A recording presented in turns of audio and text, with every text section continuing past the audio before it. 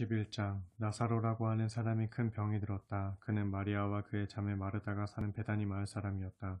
예수께 향유를 붓고 자기 머리털로 예수의 발을 씻어주었던 마리아의 오빠 나사로가 병이 든 것이다. 두 자매는 예수께 사람을 보내어 전하기를 주님, 주님이 아끼는 사람이 병이 들었습니다 하였다. 이 말을 전해 듣고 예수께서 말씀하셨다. 그의 병은 죽을 병이 아니요 오히려 그의 병을 통해 하나님의 아들이 영광을 받고 또 그 일을 통해 하나님의 영광을 드러내기 위한 것이요. 예수께서는 마르다와 마리아 자매 그리고 나사로를 사랑하셨다. 그러나 그들에게로 즉시 가시지 않고 계시던 곳에 이틀이나 그대로 더 머무르셨다. 그런 후에 제자들에게 자 다시 유대 지방으로 가자 하고 말씀하셨다. 제자들이 예수께 말했다. 선생님, 유대인들이 선생님을 죽이려고 한 것이 바로 며칠 전의 일입니다. 그런데 어째서 다시 그곳으로 가려고 하십니까? 예수께서 말씀하셨다. 낮은 12시간이나 되지 않느냐? 사람이 낮에 걸어다니면 세상을 비추는 빛 때문에 걸려서 넘어지지 않는다. 하지만 밤에 걸어다니면 빛이 없기 때문에 걸려서 넘어지기 쉽다. 이 말씀을 하신 뒤에 예수께서 이어 말씀하셨다. 우리 친구 나사로가 잠이 들었다. 자, 이제 내가 가서 그를 깨워야겠다. 제자들이 예수께 말했다. 주님, 그가 잠들었다면 낫게 될 것입니다. 예수께서는 나사로가 죽었다는 사실을 말씀하신 것이었지만 제자들은 그가 단순한 잠이 들어 누워있다고 생각했던 것이다. 그래서 예수께서 분명하게 말씀하셨다. 나사로는 죽었다. 하지만 내가 거기에 있지 않았던 것이 너희를 위해 아주 잘된 일이다. 그래야 너희가 믿을 수 있게 될 것이기 때문이다. 자, 이제 그에게로 가자. 그때 디두모라는 별명을 가진 도마가 다른 동료 제자들에게 말했다. 여러분, 우리도 주와 함께 죽으러 갑시다. 예수께서 제자들과 함께 베다니에 도착해서 보니 나사로가 이미 무덤에 묻힌 지 나흘이나 되었다. 베다니 마을은 예루살렘에서 대략 5리가 조금 넘는 가까운 곳인데 많은 유대인들이 문상을 와서 마르다와 마리아를 위로하고 있었다. 예수께서 오신다는 기별을 듣고 마르다가 마중을 나왔다. 마리아는 집에 있었다. 마르다가 예수께 말했다. 주님, 주님이 여기에 계셨더라면 제 오빠가 죽지 않았을 것입니다. 그러나 지금도 늦지 않았습니다. 이제라도 주님이 구하시기만 하면 하나님께서 다 이루어 주실 줄 압니다. 예수께서 말씀하셨다. 마르다야, 내 오빠가 다시 살아날 것이다. 마르다가 예수께 대답했다. 예, 그렇습니다. 마지막 날 부활할 때 제 오빠가 다시 살아날 것이라는 사실은 저도 압니다. 예수께서 마르다에게 말씀하셨다. 나는 부활이요 생명이다. 나를 믿는 자는 죽어도 죽지 않고 살 것이다. 또 살아서 나를 믿는 사람은 영원히 죽지 않을 것이다. 내가 이것을 믿느냐? 마르다가 예수께 대답했다. 예, 주님, 저는 주님이 이 세상에 오신 하나님의 아들 그리스도이심을 믿습니다. 마르다는 이 말을 마치고 돌아가 동생 마리아를 불러 말했다. 주님이 오셔서 너를 찾고 계신다.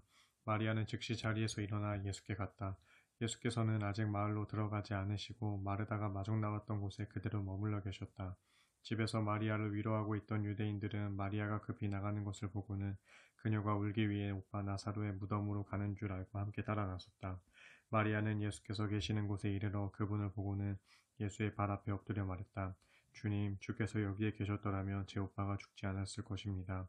예수께서는 마리아가 우는 것과 또 함께 따라온 유대인들도 우는 것을 보시고는 심히 마음 아파하셨다. 예수께서 그들에게 물으셨다. 나사로를 어디에 두었소? 그들이 대답했다. 주님, 와서 보십시오. 그때 예수께서는 눈물을 흘리고 계셨다. 그러자 유대인들이 수근거렸다. 저거 좀 보시오. 저분이 나사로를 무척 아끼고 사랑했던 모양이오. 그러나 그들 가운데 어떤 이들은 빈정거렸다. 맹인의 눈도 뜨게 한다는 사람이 나사로를 죽지 않게 하실 수는 없었던 말인가. 예수께서는 침통한 마음으로 나사로의 무덤으로 가셨다. 동굴로 된 무덤은 입구가 큰 돌로 막혀 있었다. 예수께서 말씀하셨다. 저 돌을 치우시오. 그러자 죽은 나사로의 누이 마르다가 말했다. 하지만 주님, 오빠가 죽은 지 나흘이나 되었으니 지금쯤 냄새가 날 겁니다. 예수께서 말씀하셨다. 마르다야, 내가 믿으면 하나님의 영광을 보게 될 것이라고 내가 내게 말하지 않았느냐. 마침내 사람들이 무덤을 막은 돌을 옆으로 굴려놓자 예수께서 하늘을 우러러 보시며 말씀하셨다. 아버지, 제 말을 들어주시니 참으로 감사합니다. 언제나 제 말을 들어주시는 아버지께 새삼 이런 말씀을 드리는 것은 여기 서 있는 사람들로 하여금 아버지께서 저를 세상에 보내셨다는 것을 믿게 하려는 것입니다. 그러고 나서 예수께서는 큰 소리로 부르셨다. 나사로야, 이리 나오너라. 그러자 죽었던 나사로가 무덤 밖으로 나왔다. 그의 손발은 배에 감겨 있었고 얼굴은 천으로 싸매져 있었다. 예수께서 그들에게 말씀하셨다. 싸맨 것들을 풀어주어 나사로가 자유롭게 걸어 다닐 수 있게 하시오. 마리아에게 문상을 왔다가 예수께서 행하신 이 일을 본 유대인들 가운데 많은 이들이 마침내 예수를 믿게 되었다. 그러나 그들 중에는 바리새파 사람들에게로 가서 예수께서 행하신 일을 일러 바친 사람도 있었다. 대제사장들과 바리새파 사람들은 그 일을 논의하기 위해 공회를 소집했다. 그리고 그들은 말했다. 이 일을 어떻게 하면 좋겠소? 그자가 별별 이적들을 다 행하고 있으니 말이요.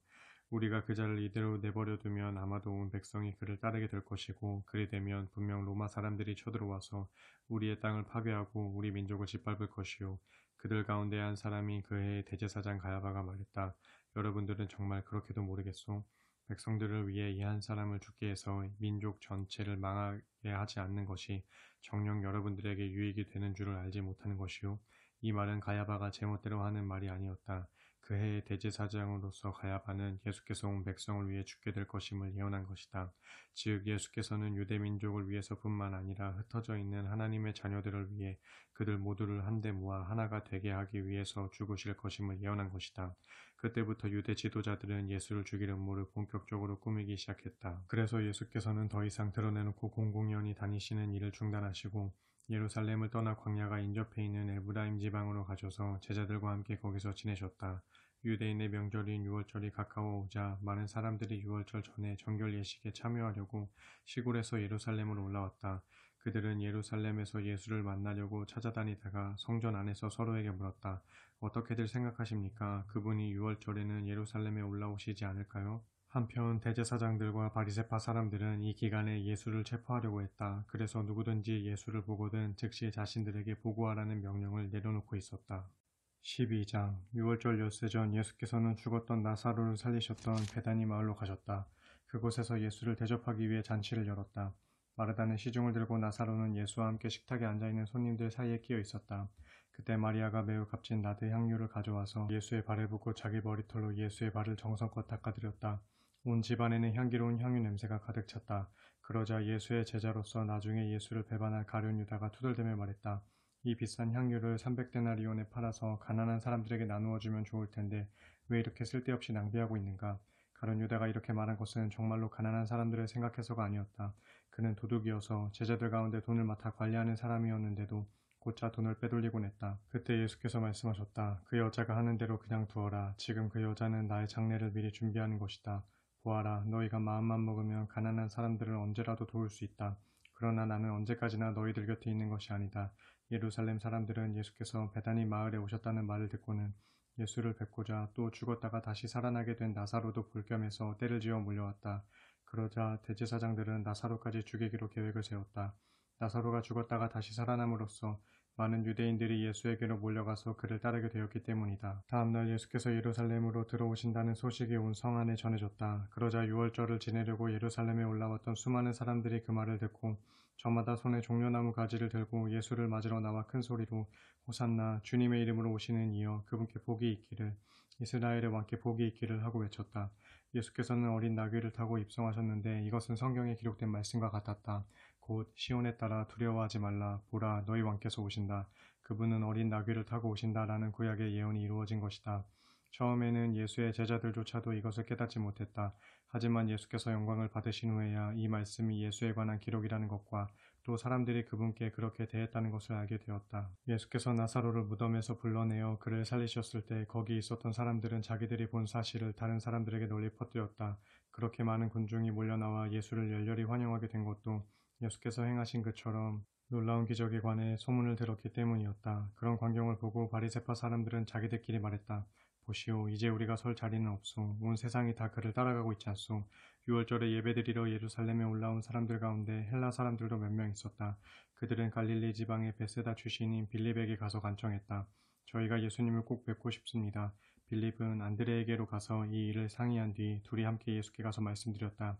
예수께서 대답하셨다. 인자가 영광을 받을 때가 왔다. 내가 진정으로 너희에게 밝히 말한다. 밀알 하나가 땅에 떨어져 죽지 않으면 그냥 한 알의 씨앗으로 남을 뿐이다. 하지만 땅에 떨어져 죽으면 많은 열매를 맺게 된다. 자기 목숨을 사랑하는 사람은 그 목숨을 잃을 것이요. 이 세상에 사는 동안 나를 위해 자기 목숨을 아까워하지 않는 사람은 영원한 생명을 얻을 것이다. 나를 섬기려는 자는 누구든지 나를 따라야 한다. 내가 있는 곳에는 나를 섬기는 자도 함께 있을 것이다. 누구든지 나를 섬기면 내 아버지께서 그를 귀하게 여겨 높여주실 것이다. 지금 내 마음은 깊은 번민에 쌓여 있다. 내가 무엇이라고 기도해야 할까? 아버지, 이 고난의 시간에서 저를 건져주소서라고 기도해야 할까? 아니다. 내가 이 세상에 온 것은 바로 이때 이 일을 하기 위해서다. 아버지여, 아버지의 이름을 영광스럽게 하옵소서. 바로 그때 하늘에서 음성이 들려왔다. 내가 이미 영광스럽게 하였고 또다시 영광스럽게 할 것이다. 그 자리에서 그 소리를 들은 사람들 가운데 더러는 천둥이 울렸다고 하기도 하고 더러는 천사가 예수께 말을 했다고도 하였다. 예수께서 말씀하셨다. 그 소리는 나를 위해서가 아니라 당신들을 위해서 들려왔소. 이제 세상이 심판받을 때가 되었으니 이 세상의 통치자가 쫓겨나게 될 것이요. 내가 이 땅 위에서 높이 들려 올라갈 때 나는 모든 사람들을 내게로 이끌 것이요. 예수께서는 자신이 조만간 당하실 죽음을 미리 아시고 이처럼 말씀하셨던 것이다. 그때 사람들이 외쳤다. 우리는 율법에서 그리스도는 영원히 살고 결코 죽지 않는다라고 배웠습니다. 그런데 선생님은 어째서 인자가 높이 들려야 한다고 말씀하십니까? 인자가 도대체 누구입니까? 예수께서 대답하셨다. 내 빛이 당신들에게 비칠 수 있는 날도 얼마 남지 않았소. 어둠이 오기 전에 어서 서둘러 빛 가운데 걸어 다니시오. 어두워지면 길을 찾기에 너무 늦을 것이요. 빛이 있는 동안에 그 빛을 믿으시오. 그러면 당신들은 빛의 자녀가 될 것이요. 이 말씀을 마치시고 예수께서는 사람들의 눈을 피하여 몸을 숨기셨다. 예수께서 그렇게 많은 기적적인 표징들을 보이셨음에도 불구하고 대부분의 사람들은 아직도 예수를 믿으려 들지 않았다. 이것은 선지자 이사야의 예언이 그대로 이루어진 것이다. 주님, 우리가 전하는 것을 누가 믿었으며 주님의 능력의 팔이 누구에게 나타났습니까? 또한 그들이 믿을 수 없었던 까닭을 이사야 선지자는 이렇게 예언하였다. 주님께서 그들의 눈을 멀게 하셨고 그들의 마음을 둔하게 하셨다. 그것은 그들이 눈이 있어도 보지 못하게 하고 마음이 있어도 깨닫지 못하게 하여 그들이 나에게 고침을 받을 수 있도록 그들의 마음을 돌이키지 못하게 하려는 것이다. 이사야 선지자가 이처럼 예언한 것은 그가 멀리 주의 영광을 보았기 때문이다. 따라서 그의 이 말은 곧 메시아 예수를 가리켜 말한 것이다. 유대인 지도자들 중에도 예수를 믿는 사람이 많았지만 아무도 그 사실을 드러내지는 못했다. 바리새파 사람들이 자기들을 회당에서 쫓아낼까봐 두려웠기 때문이다. 결국 그들은 하나님께 칭송을 듣기보다는 사람에게 칭송받는 것을 더 원했던 것이다. 예수께서 큰 소리로 말씀하셨다. 나를 믿는 사람은 나를 믿는 것이 아니라 나를 보내신 하나님을 믿는 것입니다.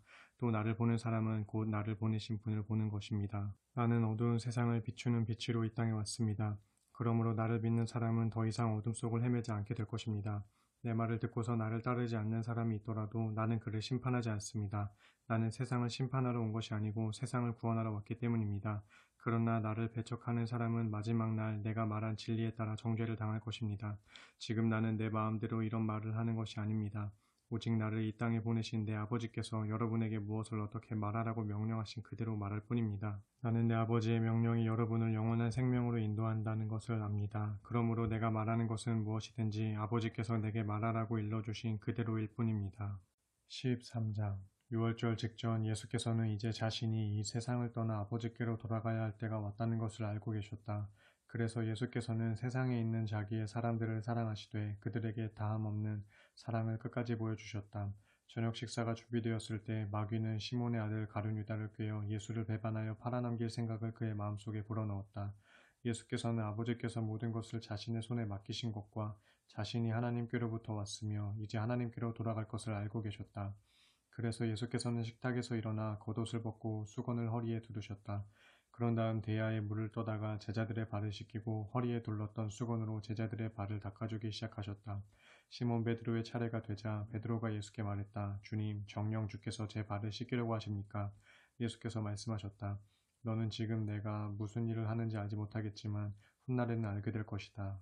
그래도 베드로가 강력하게 말했다. 안 됩니다. 주님, 제 발을 주님께 맡겨놓고 있을 수 없습니다. 제 발은 절대로 씻기지 못하십니다. 예수께서 베드로에게 말씀하셨다. 베드로야, 내가 너를 씻겨주지 않으면 너는 나와는 아무 상관없는 사람이 된다.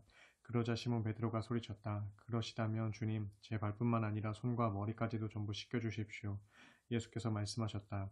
이미 목욕한 사람은 온몸이 다 깨끗하기 때문에 단지 발만 씻으면 된다. 너희는 깨끗하다. 하지만 너희 모두가 다 깨끗한 것은 아니다. 예수께서는 누가 자신을 배반할 것인지 이미 알고 계셨으므로 너희 모두가 다 깨끗한 것은 아니다 라고 말씀하신 것이다. 제자들의 발을 다 씻겨주신 후에 예수께서는 겉옷을 다시 입고 식탁에 앉아서 말씀하셨다. 내가 너희 발을 씻긴 뜻을 알겠느냐? 너희는 나를 선생님 또는 주님이라고 부른다. 그것은 옳은 말이다. 사실이 그렇기 때문이다. 이처럼 너희의 주님이며 선생님인 내가 너희의 발을 씻겨주었으니 너희도 서로 발을 씻겨주어야 옳지 않겠느냐? 내가 너희에게 행한 것 같이 너희도 남에게 행하도록 내가 몸소 본을 보인 것이다. 내가 진정으로 너희에게 밝히 말한다. 종이 주인보다 결코 높지 않으며 보냄을 받은 사람은 보낸 사람보다 결코 높지 않다. 너희가 이것을 깨달아 알고 그대로 실천하면 복을 받을 것이다. 나는 이 말을 너희 모두에게 하는 것이 아니다. 나는 내가 택한 사람들을 낱낱이 알고 있다. 그러나 내 빵을 나누어 먹던 자가 나를 거슬러 배반하였다라고 기록한 성경 말씀은 이루어져야 한다. 내가 지금 이 말을 하는 것은 그 일이 일어날 때 내가 바로 그라는 사실을 너희로 하여금 믿게 하기 위한 것이다. 내가 진정으로 너희에게 밝히 말한다. 내가 보내는 사람을 받아들이는 자는 누구든지 나를 받아들이는 것이며 또 나를 받아들이는 자는 곧 나를 보내신 분을 받아들이는 것이다. 이 말씀을 하신 뒤 예수께서는 몹시 괴로워하시며 말씀하셨다. 내가 진정으로 말한다. 너희 가운데 하나가 나를 배신할 것이다. 그러자 제자들은 예수께서 누구를 두고 하시는 말씀인지 몰라 서로 얼굴을 쳐다보고 왔다. 제자들 중 한 사람, 곧 예수께서 사랑하시는 제자 하나가 예수 가까이에 앉아 있었다. 시몬 베드로가 그 제자에게 눈짓으로 그토록 무서운 일을 할 자가 누구인지 예수께 여쭈어보라고 하였다. 그 제자가 예수께 몸을 기울이며 물었다. 주님, 그가 누구입니까? 예수께서 대답하셨다. 내가 이 빵 한 조각을 떼어 적셔주는 그 사람이 바로 그다. 하시면서 빵을 뗀 후 그 빵 조각을 적셔서 시몬의 아들 가룟 유다에게 주셨다. 가룟 유다가 그 빵 조각을 받아서 먹자마자 즉시 사탄이 그에게 들어갔다. 그때 예수께서 가룟 유다에게 말씀하셨다. 가라, 가서 내가 하려는 일을 어서 하라. 식탁에 앉아있던 제자들은 예수께서 무슨 뜻으로 그런 말씀을 하시는지 알지 못했다. 몇몇 제자들은 가룟 유다가 돈을 관리하는 일을 맡아왔기 때문에 예수께서 명절에 쓸 물건을 사오라고 그에게 시키셨거나 또는 가난한 사람들에게 뭔가를 주라고 말씀하신 것으로 생각했다. 가룟 유다는 빵 조각을 받아서 먹자마자 곧장 밖으로 나갔다. 때는 어느새 밤이었다. 가룟 유다가 방을 나가자 예수께서 말씀하셨다. 자, 마침내 인자가 영광을 받을 때가 왔다. 하나님께서도 인자를 통해 영광을 받으실 것이다. 하나님께서 인자를 통해 영광을 받으시면 하나님께서도 몸소 아들을 영광되게 하실 것인데 지금 즉시 그렇게 하실 것이다. 내 자녀들아, 내가 너희와 함께할 시간이 얼마 남지 않았다. 너희는 나를 찾을 것이다. 하지만 내가 이미 유대인들에게 말했듯이 지금 너희에게도 다시 말하지만 내가 가는 곳에 너희는 올 수 없다. 이제 내가 너희에게 새 계명을 준다. 서로 사랑하여라. 내가 너희를 사랑한 것 같이 너희도 서로 사랑하여라. 너희가 서로 사랑하면 그것을 보고 세상 사람들이 너희가 내 제자인 것을 알게 될 것이다. 시몬 베드로가 물었다. 주님, 어디로 가십니까? 예수께서 대답하셨다. 내가 가려고 하는 곳에 내가 지금은 따라올 수 없다. 하지만 나중에는 따라오게 될 것이다. 베드로가 다시 물었다. 왜 지금은 제가 따라갈 수 없습니까? 주님을 위해서라면 저는 제 목숨까지도 내놓을 각오가 되어 있습니다. 그러자 예수께서 베드로에게 말씀하셨다. 내가 나를 위해 내 목숨을 내놓겠다고 했느냐? 내가 너에게 진정으로 밝히 말한다. 내일 아침 닭이 울기 전에 너는 3번이나 나를 모른다고 부인할 것이다. 14장. 너희는 마음에 근심하지 말라. 하나님을 믿고 또 나를 믿어라. 내 아버지의 집에는 있을 곳이 참으로 많다. 그렇지 않다면 내가 너희에게 그렇게 말했을 것이다. 지금 나는 너희가 있을 곳을 준비하러 간다. 그래서 너희가 있을 곳이 다 준비되면 그때 다시 와서 너희를 데려다가 내가 있는 곳에 너희도 항상 같이 있도록 하겠다. 너희는 내가 어디로 가는지 그 길을 알고 있다. 그때 제자들 중 하나인 도마가 말했다. 주님, 우리는 주께서 어디로 가시는지 알지 못합니다. 그러니 우리가 어떻게 그 길을 알겠습니까? 예수께서 말씀하셨다. 내가 곧 길이요 진리요 생명이다. 나를 통하지 않고는 아무도 아버지께로 오지 못한다. 너희가 진실로 나를 알았더라면 내 아버지가 어떤 분인지도 알았을 것이다. 이제는 너희가 내 아버지를 알았고 또 보았다. 그러자 빌립이 말했다. 주님, 저희에게 아버지를 보여주십시오. 그러면 저희가 무엇을 더 바라겠습니까? 예수께서 말씀하셨다. 빌립아, 내가 이렇게 오랫동안 너희와 같이 있었는데도 아직도 내가 누구인지 모르겠느냐? 누구든지 나를 본 사람은 이미 내 아버지를 본 것이다. 그런데도 너는 어찌하여 아버지를 보여달라고 하느냐? 내가 아버지 안에 있고 아버지께서 내 안에 계신 것을 너희가 믿지 못하느냐? 내가 하는 말은 나 자신의 말이 아니라 내 안에 계신 내 아버지께서 하시는 말씀이다. 내가 아버지 안에 있고 아버지께서 내 안에 계신다고 한 내 말을 믿어라. 그렇지 못하겠거든 내가 행하는 기적을 보고서라도 나를 믿도록 하여라. 내가 진정으로 너희에게 밝히 말한다. 누구든지 나를 믿는 사람은 내가 행하는 일을 그도 행할 것이다. 아니, 그보다 더욱 큰 일도 할 수 있다. 그것은 내가 아버지께로 가기 때문이다. 너희가 내 이름으로 아버지께 구하는 것은 무엇이든지 내가 다 이루어 줄 것이다. 그리하여야 아들이 아버지께 영광을 돌릴 수 있게 될 것이기 때문이다. 그러므로 너희는 구하라. 내 이름으로 무엇이든지 구하라. 그리하면 내가 다 이루어 주겠다. 너희가 나를 사랑한다면 내 계명을 지켜라. 그러면 내가 아버지께 구할 것이고 아버지께서는 다른 돕는 분을 너희에게 보내셔서 너희와 영원히 함께하게 하실 것이다. 그분은 진리의 영이시다. 세상은 그분을 받아들일 수 없다. 세상은 그분을 보지도 못하고 알지도 못하기 때문이다. 그러나 너희는 그분을 알고 있다. 그분이 너희와 함께 살고 또 너희 안에 계실 것이기 때문이다. 명심하여라. 나는 너희를 결코 고아처럼 버려두지 않을 것이다. 내가 꼭 너희에게 다시 오겠다.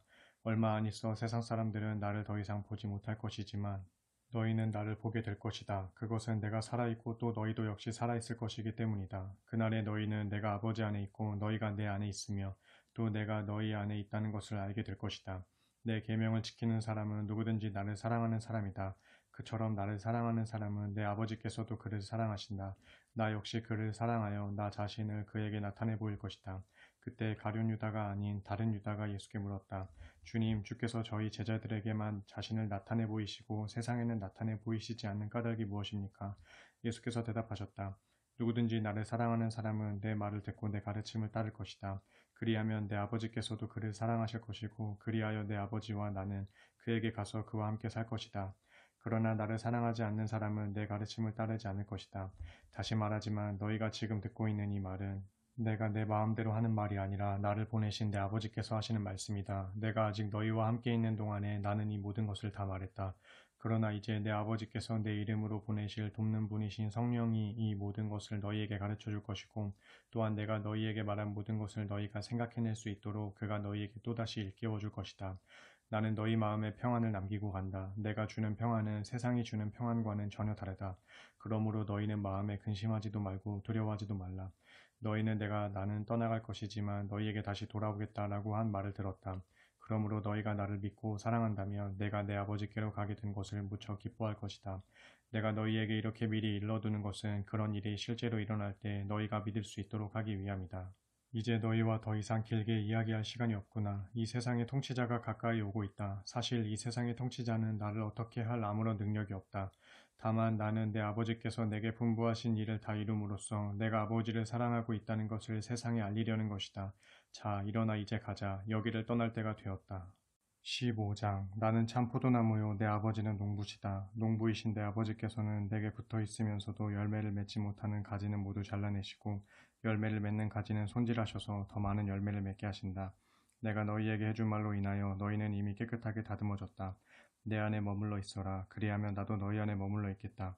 어떤 가지도 포도나무에 붙어 있지 않으면 열매를 맺을 수 없듯이 너희도 나를 떠나서는 아무런 열매도 맺을 수 없다. 나는 포도나무요 너희는 가지다. 그러므로 누구든지 그가 내 안에 살고 또 내가 그 안에 살면 그는 많은 열매를 맺게 될 것이다. 너희가 나를 떠나서는 아무것도 할 수 없다. 누구든지 나를 떠나면 그는 마치 잘려나간 가지처럼 이내 시들어버린다. 그런 가지들은 사람들의 손에 모아져서 불에 태워지게 될 뿐이다. 너희가 내 안에 살고 또 내 말이 너희 안에 살게 되면 너희가 무엇을 구하든지 그대로 다 이루어질 것이다. 너희가 풍성한 열매를 맺어 내 제자인 것을 나타내면 그것은 내 아버지를 영광스럽게 하는 일이 된다. 내 아버지께서 나를 사랑하셨듯이 나도 너희를 사랑하였다. 그러므로 너희는 내 사랑 안에서 살아가도록 하여라. 너희가 내 계명을 지키면 그것이 바로 너희가 내 사랑 안에서 살아가는 것이다. 그것은 마치 내가 내 아버지의 말씀을 지킴으로써 그분의 사랑 안에 살고 있는 것과 같다. 내가 너희에게 이런 말을 하는 것은 내 기쁨이 너희 안에 있게 하여 너희 기쁨을 충만하게 하려는 것이다. 내 계명은 이것이다. 곧 내가 너희를 사랑한 것 같이 너희도 서로 사랑하여라. 사람이 친구를 위하여 자기 목숨을 내어놓는 것보다 더 큰 사랑은 없다. 내가 너희에게 명한 내 계명을 너희가 지키면 너희는 내 친구다. 이제부터 나는 너희를 종이라고 부르지 않겠다. 주인이 종들에게는 비밀을 털어놓지 않기 때문이다. 그러나 이제 내가 너희를 친구라고 부르는 것은 내가 내 아버지께 들은 모든 것을 너희에게 다 알려주었기 때문이다. 명심하여라. 너희가 나를 택한 것이 아니라 내가 너희를 택하여 세웠다. 그 이유는 너희로 하여금 세상에 나가 열매를 맺게 하고 그 열매가 항상 남아있게 하려는 것이다. 그렇게 되면 너희가 내 이름으로 내 아버지께 구하는 것은 무엇이든지 내 아버지께서 너희에게 다 주실 것이다. 내가 너희에게 명하는 계명은 이것이다. 너희는 서로 사랑하여라. 세상이 너희를 미워하거든 너희보다 먼저 나를 미워했다는 것을 명심하여라. 만일 너희가 세상에 속해 있다면 세상이 너희를 자기 것으로 여겨 너희를 사랑했을 것이다. 그러나 너희는 세상에 속한 자들이 아니다. 도리어 내가 너희를 세상에서 가려 택하였으므로 세상이 그토록 너희를 미워하는 것이다. 내가 너희에게 종이 그의 주인보다 높지 못하다라고 한 말을 기억하여라. 그러므로 나를 핍박한 사람이라면 너희도 역시 핍박할 것이고 내 가르침을 따른 사람이라면 너희 가르침도 역시 따를 것이다. 세상 사람들은 너희가 내 이름을 믿는다는 이유로 너희를 그런 식으로 핍박할 것이다. 그것은 그들이 나를 이 땅에 보내신 분을 전혀 알지 못하기 때문이다. 만일 내가 이 땅에 와서 그들에게 사실을 일러주지 않았더라면 그들은 죄가 없었을 것이다. 하지만 이제 내가 와서 일러주었으므로 그들은 자기들의 죄에 대해서 변명할 수 없게 되었다. 누구든지 나를 미워하면 내 아버지도 미워하는 것이다. 만일 내가 그들 앞에서 아무도 행하지 못했던 일들을 나도 행하지 않았더라면 그들은 죄가 없었을 것이다. 그러나 이제 그들은 내가 행한 많은 기적들을 보고서도 여전히 나와 내 아버지를 미워하였다. 이렇게 된 것은 그들이 까닭없이 나를 미워하였다라고 예언된 성경 말씀을 이루기 위함이다. 그러나 돕는 분, 곧 내 아버지께로부터 나오는 진리의 영을 내가 너희에게 보내면 그분이 와서 나를 위해 증언해 줄 것이다. 그리고 너희도 처음부터 나와 함께 있었으므로 나의 증인들이 될 것이다. 16장. 내가 이런 일을 너희에게 미리 일러두는 것은 너희 믿음이 흔들리지 않게 하려는 것이다. 그때 세상 사람들은 너희를 회당에서 내쫓을 것이다. 그들은 너희를 죽이는 것이 곧 하나님을 섬기는 일이라고 생각할 것이다. 그들이 그런 일을 저지르는 까닭은 내 아버지도 알지 못하고 나도 알지 못하기 때문이다. 내가 이런 말을 너희에게 하는 것은 그런 일이 닥쳐올 때 너희로 하여금 내가 너희에게 경고한 이 말들을 기억에 떠올리도록 하기 위함이다. 내가 처음부터 이런 말을 너희에게 하지 않았던 것은 지금까지는 내가 너희와 함께 계속 있었기 때문이다. 나는 지금 나를 보내신 분에게로 돌아간다. 그런데도 너희 가운데 누구도 내가 어디로 가는지 나한테 묻는 사람이 없구나. 도리어 내가 이런 말을 한다고 해서 너희는 슬픔으로 가득 차 있다. 그러나 내가 진정으로 너희에게 말한다. 내가 떠나가는 것이 너희에게 정말로 유익하다. 내가 너희를 떠나가지 않는다면 돕는 분께서 너희에게 오실 수가 없다. 내가 가야만 내가 그분을 너희에게 보낼 것이기 때문이다. 그분이 오시면 그분은 죄에 대해서, 의로움에 대해서, 그리고 심판에 대해서 세상이 저지른 잘못을 일깨워주면서 책망하실 것이다. 여기서 죄라 함은 세상 사람들이 나를 믿지 않은 것을 가리키고, 의로움이라 함은 내가 아버지께로 가기 때문에 세상에서는 너희가 나를 더 이상 보지 못하게 되는 것을 가리키며, 그리고 심판이라 함은 이 세상 통치자가 이미 정죄를 받았다는 것을 가리킨다. 아직도 나는 너희에게 할 말이 많다. 하지만 지금은 너희가 그것을 감당할 수 없다. 그러나 돕는 분, 곧 진리의 성령이 오시면 그분이 너희를 모든 진리 가운데로 인도하실 것이다. 그분은 자신의 생각대로 말씀하시지 않고 자신이 들은 것만을 너희에게 전해주실 것이며 또 앞으로 일어날 일도 너희에게 알려주실 것이다. 그분은 내 것을 넘겨받아 너희에게 알려주심으로써 나를 영광스럽게 할 것이다. 내 아버지께 속한 모든 것들이 다 내 것이다. 이런 까닭에 돕는 분이신 성령이 내게서 받은 것을 너희에게 알려주실 것이라고 내가 말하는 것이다. 이제 조금 후면 너희는 나를 더 이상 보지 못할 것이다. 하지만 다시 조금 더 있으면 너희는 나를 보게 될 것이다. 그러자 제자들 가운데 몇 명이 서로 수근거렸다. 이제 조금 후면 나를 더 이상 보지 못할 것이고 다시 조금 더 있으면 나를 보게 될 것이라니 그게 도대체 무슨 뜻일까? 그뿐 아니라 그것은 내가 아버지께로 갈 것이기 때문이다라니 그건 또 무슨 뜻일까? 제자들은 또 이런 말들도 주고받았다. 도대체 조금 있으면이라는 말은 또 무슨 뜻일까? 주께서 하시는 말씀을 도무지 이해할 수 없네. 예수께서는 제자들이 자신의 말에 대해 묻고 싶어하는 마음이 있다는 것을 알아차리시고 이렇게 말씀하셨다. 너희는 내가 이제 조금 후면 나를 더 이상 보지 못할 것이고 다시 조금 더 있으면 나를 보게 될 것이다 라고 한 말 때문에 서로 그 뜻이 무엇인지 묻고 있는 것이냐. 내가 진정으로 너희에게 밝히 말한다. 이제 너희는 울며 통곡할 것이지만 세상은 기뻐할 것이다. 그러나 너희의 그런 슬픔은 이내 기쁨으로 바뀔 것이다. 그것은 마치 여자가 아기를 낳을 때와도 같다. 출산한 날이 가까워지면 여자는 겪어야 할 진통 때문에 무척 근심한다. 그러나 마침내 아기가 태어나면 여자는 아기가 세상에 태어난 기쁨 때문에 모든 고통을 순식간에 잊어버린다. 이와 마찬가지다. 너희가 지금은 슬퍼하겠지만 너희는 나를 다시 볼 것이고 그렇게 되면 너희는 한층 더 기뻐할 것이다. 그 기쁨을 어느 누구도 너희에게서 빼앗지 못할 것이다. 그날이 오면 너희는 더 이상 아무것도 내게 물을 필요가 없다. 내가 진정으로 너희에게 밝히 말한다. 너희가 내 이름으로 구하는 것은 무엇이든 내 아버지께서 다 이루어 주실 것이다. 그러므로 구하라. 지금까지는 너희가 내 이름으로 아무것도 구하지 않았다. 그러나 이제 내 이름으로 힘껏 구하라. 그러면 너희는 받게 될 것이고 너희 잔은 기쁨으로 넘칠 것이다. 지금까지 나는 이런 것들을 비유로 말해왔다. 그러나 이제부터 나는 더 이상 비유로 말하지 않고 내 아버지에 관해서 너희에게 명백하게 말해줄 때가 올 것이다. 그날이 오면 너희는 내 이름으로 아버지께 직접 구할 것이다. 그래서 나는 더 이상 너희의 요구를 들어달라고 내 아버지께 너희 대신 간구할 필요가 없게 된다. 이제는 내 아버지께서 몸소 너희에게 사랑을 베푸신다. 그 까닭은 너희가 나를 사랑했고 또 내가 아버지의 보내심을 받고 이 세상에 왔다는 것을 너희가 믿었기 때문이다. 그렇다. 나는 아버지의 보내심을 받아 이 세상에 왔고 이제 모든 일을 마무리 짓고 이 세상을 떠나 내 아버지께로 다시 돌아가는 것이다. 그때 제자들이 말했다. 이제야 주께서 비유로 말씀하시지 않고 뜻이 분명하게 말씀해 주시니 우리가 비로소 주께서는 모든 것을 다 알고 계신다는 사실과 우리가 새삼 주께 여쭈어 볼 필요도 없이 우리 마음을 다 알고 계신다는 사실을 알았습니다. 또한 이로써 우리는 주께서 하나님께로부터 오신 분이시라는 것을 믿습니다. 예수께서 말씀하셨다. 이제야 너희가 믿는구나. 그러나 때가 오면 너희는 다 흩어져서 나를 혼자 버려두고 각자 자기 집으로 갈 것이다. 벌써 그때가 왔다. 그러나 나는 혼자가 아니다. 내 아버지께서 언제나 나와 함께 계시기 때문이다. 내가 이 모든 것을 너희에게 일러두는 것은 너희로 하여금 내 안에서 평안을 누리게 하기 위해서다. 이 세상에서 너희는 많은 고난을 겪을 것이다. 그러나 담대하여라. 내가 세상을 이겼다. 17장. 이 말씀을 마치신 후 예수께서는 하늘을 우러러 보시며 기도하셨다. 아버지여, 마침내 때가 왔습니다. 아들을 영광되게 하시어 아들이 아버지께 그 영광을 돌리게 해주옵소서. 아버지께서는 아들에게 땅 위에 있는 모든 사람을 다스릴 권한을 주셨습니다. 그래서 아들은 아버지께서 맡겨주신 모든 사람에게 영원한 생명을 줄 수 있게 되었습니다.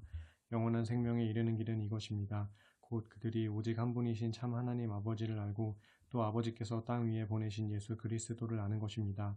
나는 아버지께서 내게 맡겨주신 모든 일을 다 이룸으로써 땅 위에서 아버지께 영광을 돌렸습니다. 아버지여, 그러므로 이제는 세상이 시작되기 전에 내가 아버지와 함께 누리던 그 영광을 아버지 앞에서 다시 누릴 수 있도록 나를 영광되게 해주옵소서. 나는 아버지께서 이 세상에서 선택하셔서 내게 주신 사람들에게 아버지에 관한 모든 것을 알려주었습니다. 사실 그들은 본래 아버지의 사람들이었지만 아버지께서는 그들을 나에게 주셨고 그들은 아버지의 말씀을 잘 지켰습니다. 이제 그들은 아버지께서 내게 주신 모든 것이 아버지께로부터 온 것임을 잘 알고 있습니다. 나는 아버지께서 내게 주신 모든 말씀을 그들에게 전했고 그들은 그 말씀을 받아들였습니다. 그리하여 그들은 내가 아버지께로부터 왔다는 것을 참으로 알았고 또 아버지께서 나를 이 땅에 보내셨다는 것을 확실히 믿었습니다. 지금 나는 그들을 위하여 기도합니다. 내가 기도하는 것은 세상 사람들을 위해서가 아니라 오직 아버지께서 내게 주신 사람들을 위해서입니다. 왜냐하면 오직 그들만이 모두 아버지의 사람들이기 때문입니다. 내가 가진 모든 것은 아버지의 것이고 아버지께서 가지신 모든 것 또한 나의 것입니다. 그리고 저는 그들로 인하여 영광을 받았습니다. 이제 나는 그들을 세상에 남겨두고 이 세상을 떠나 아버지께로 갑니다. 거룩하신 아버지여, 아버지께서 내게 주신 아버지 이름의 권능으로 그들을 보살펴 주옵소서. 그리하여 우리가 하나인 것 같이 그들도 하나가 되게 해 주옵소서. 내가 그들과 함께 있는 동안 나는 아버지께서 내게 주신 아버지의 이름으로 그들을 안전하게 지키고 보호했습니다. 그리하여 그들 가운데 한 사람도 잃지 않았습니다. 다만 멸망의 자식만 잃었을 뿐인데 그것은 오로지 성경 말씀을 이루기 위함이었습니다. 이제 나는 아버지께로 돌아갑니다. 하지만 내가 아직도 세상에서 이런 것들을 아버지께 아뢰는 것은 나의 기쁨으로 그들을 충만하게 채워주기 위함입니다. 나는 그들에게 아버지의 말씀을 주었는데 세상은 그들을 미워하였습니다. 그 이유는 내가 세상에 속하여 있지 않은 것처럼 그들 역시 세상에 속하여 있지 않기 때문입니다. 내가 지금 아버지께 기도하는 것은 이것입니다. 곧 그들을 세상 밖으로 데려가 달라는 것이 아니라 그들을 악한 세력으로부터 지켜달라는 것입니다. 내가 세상에 속하지 않은 것과 같이 그들도 역시 세상에 속하지 않았습니다. 아버지여, 진리로 그들을 거룩하게 해주소서. 아버지의 말씀이 곧 진리입니다. 아버지께서 나를 세상에 보내신 것처럼 나도 그들을 세상에 보냈습니다. 내가 그들을 위하여 나 자신을 거룩하게 하는 것은 그들 역시 진리 안에서 거룩하게 되도록 하기 위함입니다. 그리고 나의 기도는 오직 제자들만을 위한 기도가 아닙니다. 그들이 전하는 말을 통하여 나를 믿게 될 모든 사람들을 위한 기도이기도 합니다. 아버지여, 아버지께서 내 안에 계시고 내가 아버지 안에 있는 것처럼 그들도 모두 하나 되게 하옵소서. 그리하여 그들 또한 우리 안에 있어 세상으로 하여금 아버지께서 나를 보내셨음을 믿게 하옵소서. 나는 아버지께서 내게 주신 영광을 그들에게 주었습니다. 그것은 우리가 하나인 것과 같이 그들도 역시 하나가 되게 하기 위함입니다. 내가 그들 안에 있고 아버지께서 내 안에 계신 것은 그들로 온전히 하나가 되게 하려는 것입니다. 부디 그들로 온전히 하나가 되게 하셔서 아버지께서 나를 보내셨다는 것과 또 아버지께서 나를 사랑하셨듯이 그들 또한 사랑하셨다는 것을 세상으로 하여금 알게 하옵소서. 아버지여, 아버지께서 내게 주신 사람들을 내가 있는 곳에 함께 있게 해주옵소서. 그리하여 세상을 창조하시기 전부터 아버지께서 나를 사랑하셔서 내게 주셨던 내 영광을 그들도 함께 볼 수 있게 해주옵소서. 의로우신 아버지여, 세상은 아버지를 알지 못하지만 나는 아버지를 압니다. 그들 또한 아버지께서 나를 보내셨다는 것을 압니다. 그러므로 나에 대한 아버지의 크신 사랑이 그들 안에 있도록, 그리고 나 또한 그들 안에 있도록 나는 이미 그들에게 아버지를 알려주었고 앞으로도 계속해서 아버지를 알게 할 것입니다. 18장. 기도를 마치신 후 예수께서는 제자들과 함께 기드론 골짜기를 건너 맞은편에 있는 올리브나무가 우거진 동산으로 들어가셨다. 예수께서는 전에도 제자들과 함께 가끔씩 그곳에 가신 일이 있었으므로 예수를 배반하게 될 가룟 유다도 그 장소를 잘 알고 있었다. 그래서 가룟 유다는 대제사장들과 바리새파 사람들이 딸려보낸 한 무리의 군인들과 경비병들을 이끌고서 그곳에 도착했다. 그들 무리는 횃불과 등불과 무기를 들고 있었다. 예수께서는 자신에게 닥쳐올 일을 다 아시고는 앞으로 걸어나가서 물으셨다. 당신들은 지금 누구를 찾고 있소? 그들이 대답했다. 나사렛 사람 예수요. 예수께서 그들에게 말씀하셨다. 내가 바로 그 사람이요. 그 자리에 자리에는 예수를 팔아 넘긴 배반자 가룟유다도 그들과 함께 서 있었다. 예수께서 내가 바로 그 사람이요라고 말씀하시자 그들은 그 말씀에 놀라 뒤로 물러나며 땅바닥에 넘어졌다. 예수께서 다시 그들에게 물으셨다. 당신들은 지금 누구를 찾고 있소? 그들이 다시 대답했다. 나사렛 사람 예수요. 예수께서 그들에게 말씀하셨다. 내가 바로 그 사람이라고 하지 않았소. 당신들이 찾고 있는 사람이 바로 나라면 나와 함께 있는 이 사람들은 가게 하시오. 예수께서 이렇게 말씀하신 것은 아버지께서 내게 주신 사람들은 단 한 사람도 잃지 않았습니다 하고 기도하신 그 말씀을 이루기 위함이었다. 이때 칼을 가지고 있던 시몬 베드로가 재빨리 칼을 빼어 대제사장의 종을 힘껏 내리쳐서 그의 오른쪽 귀를 잘라버렸다. 그 종의 이름은 말고였다. 그러자 예수께서 베드로를 꾸짖으며 말씀하셨다. 내 칼을 어서 칼집에 꽂아라. 아버지께서 내게 주신 이 잔을 내가 어찌 마시지 않을 수 있겠느냐. 군인들과 지휘관과 경비병들이 예수를 체포했다. 그들은 예수를 밧줄로 묶은 후 먼저 안나스에게 끌고 갔다. 그는 그 해의 대제사장인 가야바의 장인이었다. 그리고 가야바는 한 사람이 죽어 온 백성을 살리는 것이 더 낫다라고 유대인들에게 충고했던 바로 그 사람이었다. 시몬 베드로와 다른 제자 하나가 예수를 뒤따라갔다. 그 다른 제자는 대제사장과 잘 아는 사이여서 예수를 따라 대제사장의 집에 안뜰까지 들어갔지만 베드로는 문 밖에서 기다려야 했다. 대제사장과 잘 아는 사이인 그 다른 제자가 돌아와 거기에 있는 문지기 소녀에게 말하여 베드로를 집 안으로 데리고 들어갔다. 그런데 그때 문지기 소녀가 베드로에게 말했다. 당신도 예수의 제자 가운데 한 사람이 아닌가요? 그렇죠. 그러자 베드로는 아니야, 나는 아니야 하고 부인했다. 날이 추웠으므로 경비병들과 종들은 불을 피워놓고는 그 주위에 둘러서서 불을 쬐고 있었다. 베드로도 슬며시 그들과 함께 서서 불을 쬐었다. 안뜰에서는 대제사장이 예수께 그를 따르는 제자들과 그들에게 가르친 내용에 대해 물었다. 예수께서 대답하셨다. 나는 세상 사람들에게 다 드러내놓고 말해왔소. 언제나 회당이나 성전에서 가르쳤고 그곳은 모든 유대인들이 모이는 장소요. 나는 숨어서 몰래 가르친 적은 한 번도 없소. 그런데 왜 나에게 묻는 것이오? 내가 무엇을 가르쳤는지 내 말을 들은 사람들에게 물어보시오. 그들은 내가 한 말들을 분명히 다 알고 있을 것이오. 예수께서 이처럼 대답하시자 그때 가까이에 있던 경비병 하나가 손바닥으로 예수의 뺨을 치면서 소리를 질렀다. 대제사장님에게 그따위 대답이 무엇이냐? 예수께서 그 경비병에게 말씀하셨다. 내 말이 거짓이라면 무엇이 잘못되었는지 증거를 대어 보시오. 사실대로 말하는 사람을 이렇게 함부로 칠 수 있소? 그러자 안나스는 예수를 결박한 채로 대제사장 가야바에게로 보냈다. 그때 시몬 베드로는 서서 불을 쬐고 있었다. 그 모습을 본 어떤 사람이 베드로에게 물었다. 당신도 저 사람의 제자들 가운데 한 사람이 분명하오. 그렇죠? 그러자 베드로는 무슨 말을 하는 거요? 나는 아니요 하고 부인했다.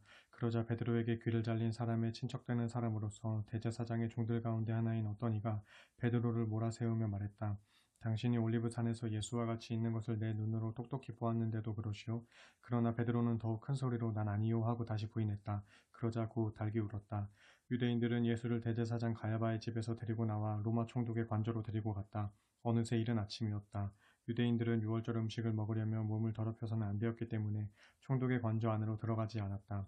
그래서 로마 총독 빌라도가 유대인들이 있는 곳으로 나와서 물었다. 당신들은 이 사람을 무슨 일로 고발하였소? 유대인들이 대답했다. 그 사람이 악한 일을 저지른 범죄자가 아니라면 우리가 왜 그를 당신에게 넘겼겠습니까? 빌라도가 말했다. 그렇다면 그를 데리고 가서 당신네 법대로 재판하시오. 이 말에 유대인들이 반발했다. 우리에게는 사람을 사형시킬 권한이 없습니다. 이로써 예수께서 자신이 어떻게 돌아가실 것인가에 대해 이야기하신 그 말씀이 이루어지게 되었다. 총독 빌라도는 자신의 관저 안으로 돌아가 예수를 자기 앞에 불러다 세워놓고 물었다. 내가 유대인의 왕이냐? 예수께서 빌라도에게 되물으셨다. 지금 그 말은 당신의 생각에서 나온 것이요. 다른 사람들이 나를 두고 당신에게 한 말이요. 빌라도가 말했다. 너는 내가 유대인인 줄 아느냐? 너의 동족과 대제사장들이 너를 내게 넘긴 것이다. 너는 도대체 무슨 일을 저질렀느냐?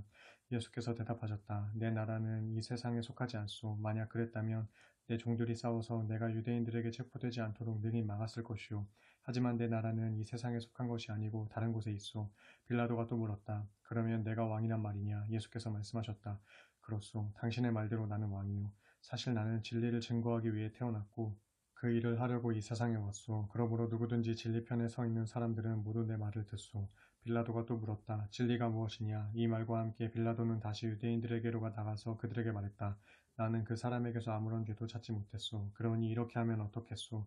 해마다 유월절에는 죄수 한 명을 놓아주는 관례가 있는데 이번에는 저 유대인의 왕을 놓아주는 것이 어떻겠소? 그러자 유대인들이 큰 소리로 외쳤다. 안 됩니다. 그 사람은 절대로 안 됩니다.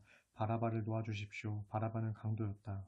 19장 로마 총독 빌라도는 예수를 끌고 가서 채찍질을 하라고 명령했다. 로마 군인들은 가시나무로 왕관을 만들어 예수의 머리에 씌우고 자색 옷을 입힌 다음 유대인의 왕 만세하고 조롱하면서 손바닥으로 예수의 얼굴을 때렸다. 빌라도는 다시 관저 밖으로 나가서 유대인들에게 말했다. 내가 그를 다시 당신들 앞으로 끌고 나오게 하겠소. 나는 그에게서 아무런 죄도 찾지 못했다는 것을 분명히 밝혀두는 바이요. 예수께서 가시관을 쓰고 자색 옷을 입은 채 관저 밖으로 끌려 나오자 빌라도가 말했다. 보시오, 이 사람이요. 대제사장들과 경비병들은 예수를 보자 크게 외쳤다. 그를 십자가에 못 박으시오. 그를 십자가에 못 박으시오. 하지만 빌라도가 대꾸했다. 당신들이 그를 직접 십자가에 못 박으시오. 나는 그에게서 아무런 죄목도 찾지 못했소. 그래도 유대인들이 계속 우겨댔다. 우리에게는 율법이 있어. 그 율법에 따르면 그자는 죽어야 마땅하고 자신이 하나님의 아들이라고 주장했기 때문이요. 이 말을 듣고 빌라도는 더욱 두려운 생각이 들었다. 그래서 예수를 다시 관저 안으로 데리고 들어가서 물었다. 내가 어디서 왔느냐? 그러나 예수께서는 아무 대답도 하지 않으셨다. 빌라도가 말했다. 나에게 말하지 않을 작정이냐? 나에게는 너를 놓아줄 권한도 있고 십자가에 못 박을 권한도 있다는 것을 모르느냐? 그제야 예수께서 빌라도에게 말씀하셨다. 위로부터 당신에게 권한이 주어지지 않았다면 당신에게는 나에 대한 어떠한 권한도 없었을 것이요. 그러니 나를 당신에게 넘겨준 자의 죄가 더욱 크오.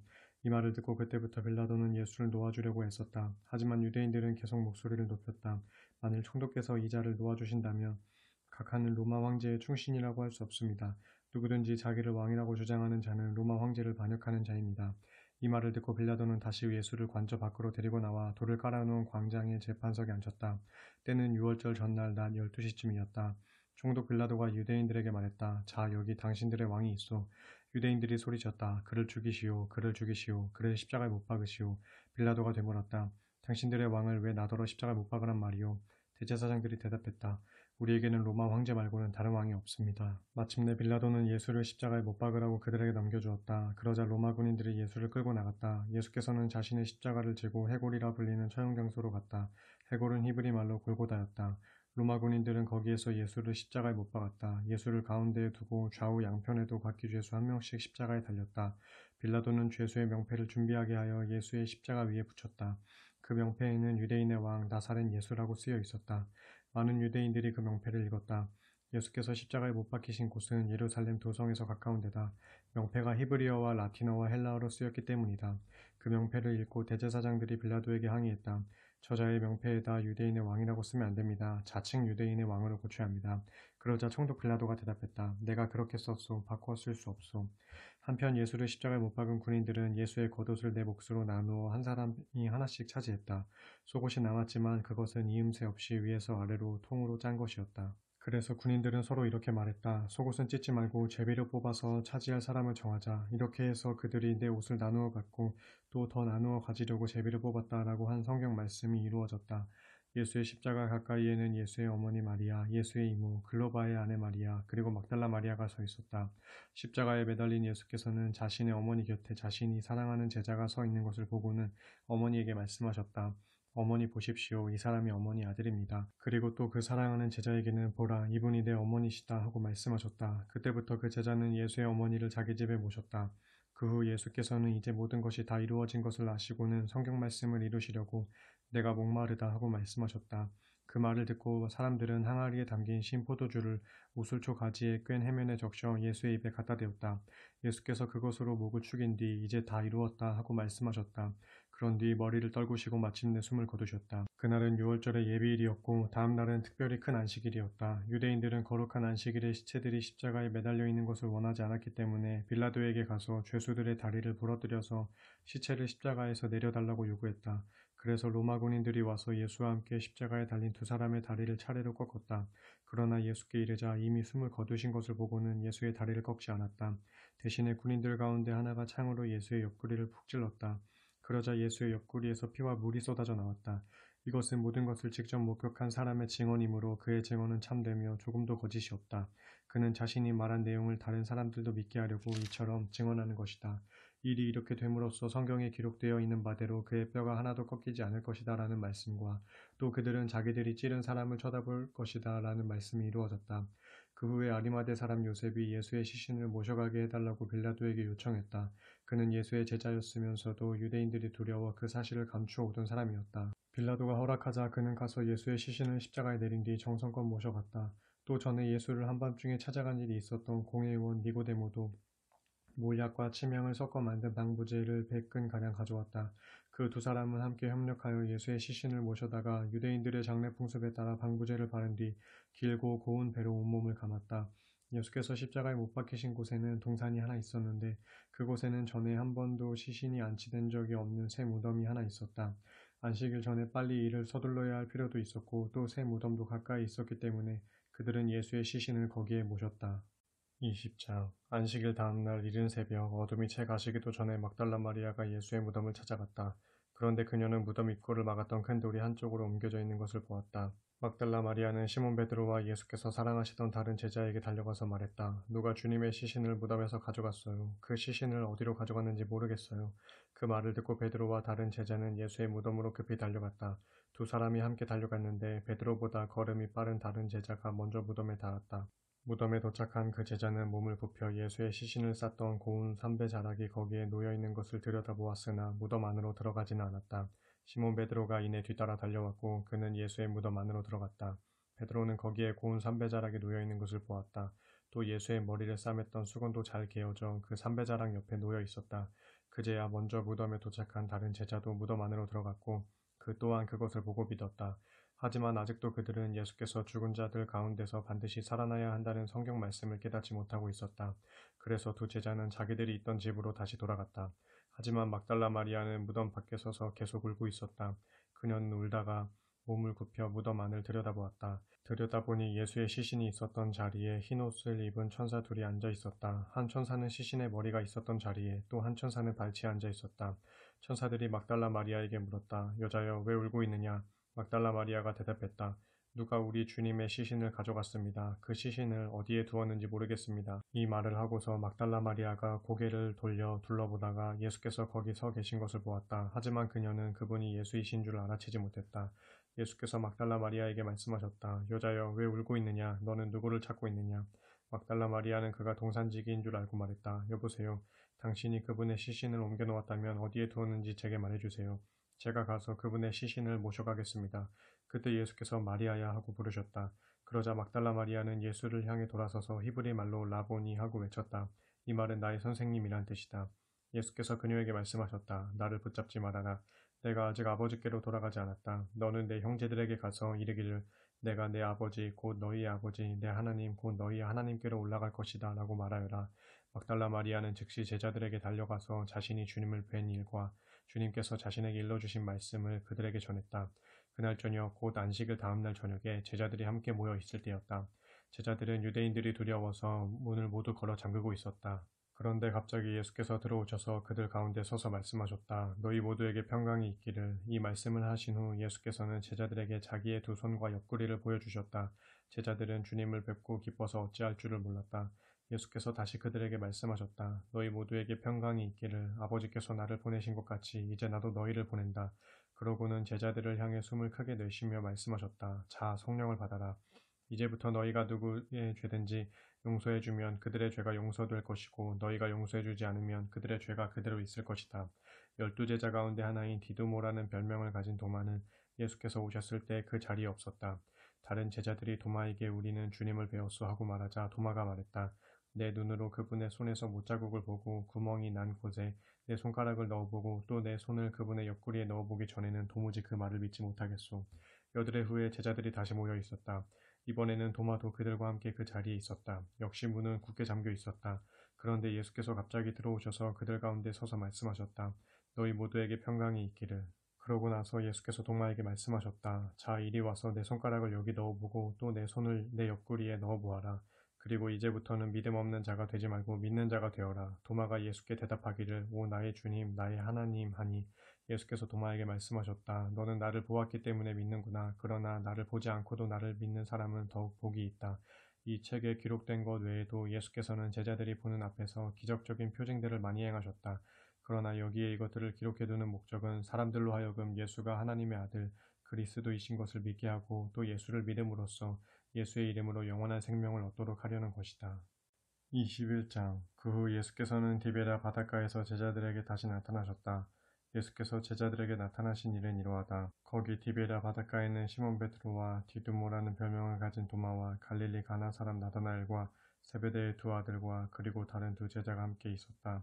시몬 베드로가 일행에게 말하기를 나는 고기를 잡으러 가겠소 하고 나서자 그들은 좋소 함께 갑시다 하고 모두들 따라 나섰다. 하지만 밤이 꼬박 새도록 그들은 한 마리도 잡지 못했다. 어느새 날이 밝아오고 있었다.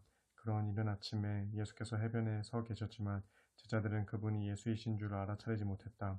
그때 예수께서 제자들을 향해 소리쳤다. 얘들아 뭘 좀 잡았느냐? 제자들이 대답했다. 여태 한 마리도 못 잡았습니다. 예수께서 그들에게 말씀하셨다. 그물을 배 오른쪽에 던져보아라. 그러면 고기가 잡힐 것이다. 제자들이 그대로 했더니 고기가 하도 많이 걸려서 그물을 물 밖으로 끌어올릴 수조차 없었다. 그 순간 예수께서 사랑하시던 제자가 베드로에게 말했다. 저분은 주님이시다. 시몬 베드로는 주님이라는 말을 듣자마자 벗어두었던 겉옷을 얼른 걸치고는 물속으로 급히 뛰어들었다. 그러나 배에 남아있던 다른 제자들은 고기가 가득 찬 그물을 끌면서 배를 저어 해변에 닿았다. 당시 배는 해변에서 200규빗 정도밖에 떨어져 있지 않았다. 제자들이 해변에 닿아 보니 주께서 숯불을 피워 놓았는데 숯불 위에는 생선이 놓여 있었고 또 빵도 있었다. 예수께서 제자들에게 말씀하셨다. 너희가 방금 잡은 생선을 몇 마리 가져오너라. 시몬 베드로가 배에 올라가서 그물을 해변으로 끌어올렸다. 그물 안에는 큰 물고기가 무려 153마리나 있었다. 고기가 그토록 많이 잡혔지만 그물은 조금도 찢어지지 않았다. 예수께서 제자들에게 말씀하셨다. 자, 와서 아침을 먹어라. 제자들 가운데 아무도 그분께 누구십니까? 하고 묻는 사람이 없었다. 그분이 주님이신 것을 모두가 알았기 때문이다. 예수께서는 가까이 다가오셔서 빵을 가져다가 제자들에게 나누어 주시고 그와 같이 생선도 나누어 주셨다. 예수께서 부활하신 후에 제자들에게 나타나신 것이 이것으로 벌써 세 번째였다. 아침 식사를 끝마치자 예수께서 시몬 베드로에게 물으셨다. 요한의 아들 시몬아, 내가 이 사람들보다 나를 더 사랑하느냐? 베드로가 대답했다. 예, 그렇습니다. 주님께서는 제가 주님을 더 사랑한다는 것을 알고 계십니다. 예수께서 베드로에게 말씀하셨다. 그러면 내 어린 양떼를 먹으라. 예수께서 다시 베드로에게 물으셨다. 요한의 아들 시몬아, 내가 참으로 나를 사랑하느냐? 베드로가 대답했다. 예, 그렇습니다. 주님께서는 제가 주님을 참으로 사랑한다는 것을 알고 계십니다. 예수께서 베드로에게 말씀하셨다. 그러면 내 양떼를 돌보아라. 예수께서 세 번째로 베드로에게 물으셨다. 요한의 아들 시몬아, 내가 정말로 나를 사랑하느냐? 베드로는 예수께서 세 번씩이나 같은 질문을 하시자 불안해하며 대답했다. 주님께서는 모든 것을 다 아십니다. 그러므로 제가 주님을 사랑한다는 것도 주님께서는 다 아십니다. 예수께서 베드로에게 말씀하셨다. 그러면 내 양떼를 먹여라. 내가 진정으로 내게 밝히만 한다. 내가 젊어서는 스스로 옷을 차려입고 내가 원하는 곳에 마음대로 갈 수 있었다. 그러나 늙어서는 내가 팔을 벌릴 것이고 그러면 다른 사람들이 너에게 옷을 입혀 내가 원하지 않는 곳으로 끌고 갈 것이다. 예수께서 이렇게 말씀하신 것은 장차 베드로가 어떤 죽음으로 하나님께 영광을 돌릴 것인지를 미리 알고 그것을 일러주기 위해서였다. 그러고 나서 예수께서 베드로에게 말씀하셨다. 너는 나를 따르라. 베드로가 돌아보니 예수께서 사랑하시는 제자가 뒤따라오고 있었다. 이 제자는 마지막 만찬 때 예수의 품에 기대어 주님을 배반할 자가 누구입니까? 하고 물었던 사람이었다. 그 제자를 보고서 베드로가 예수께 물었다. 주님, 저 사람은 앞으로 어떻게 되겠습니까? 예수께서 베드로에게 대답하셨다. 내가 다시 돌아올 때까지 그가 살아있기를 내가 바란다고 한들 그것이 너와 무슨 상관이 있느냐? 너는 나를 따르라. 이 말씀이 형제들 사이에 퍼져나가서 그 제자는 죽지 않을 것이라는 소문이 돌았다. 그러나 예수께서는 그 제자가 죽지 않을 것이라는 뜻으로 말씀하신 것이 아니었다. 예수께서는 단지 내가 다시 돌아올 때까지 그가 살아있기를 내가 바란다고 한들 그것이 너와 무슨 상관이 있느냐 하고 말씀하신 것뿐이었다. 이 모든 일들을 증언하고 또 글로 기록한 사람이 바로 그 제자다. 우리 모두는 그의 증언이 참되다는 것은 알고 있다. 이 밖에도 예수께서 행하신 일들은 아주 많다. 만일 그 모든 것들을 낱낱이 다 기록한다면 이 세상이라도 그 많은 책들을 다 담아둘 곳이 없을 것이다.